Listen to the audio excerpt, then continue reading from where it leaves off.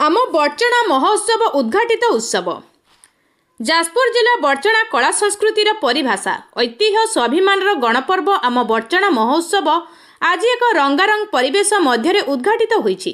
आम बर्चणा महोत्सव सभापति बर्चणार मान्यवर विधायक अमर कुमार नायकों सभापतित्व में अनुष्ठित हो जाइछि।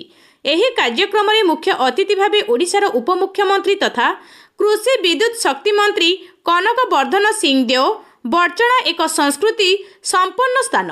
यह कला संस्कृति ऐतिह्य परंपरा भाषा साहित्य संस्कृति ओडिशा रे स्वतंत्र स्थानीय अंचलर गौरवमय ऐतिह्य परंपरा संस्कृति को प्रचार प्रसार करने दिगरे आम बर्चणा महोत्सव एक माध्यम बोली कहवा सहित महोत्सव भाईचारा सृष्टि करिबारे साहाय्य करे बोली कहिथिले।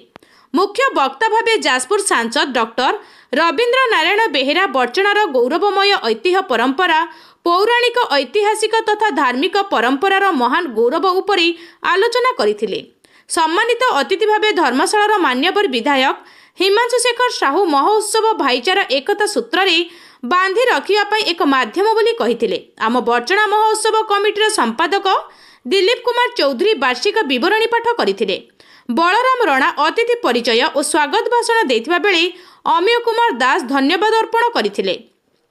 प्रारंभ में अतिथि मानकु एक शोभायात्रा रे पाछटी आनिथिले। अतिथि माने लक्ष्मी नारायण माँ नाहाकाणी को पूजा अर्चना करी आनुष्ठानिक भावे महोत्सव को उद्घाटन करथिले।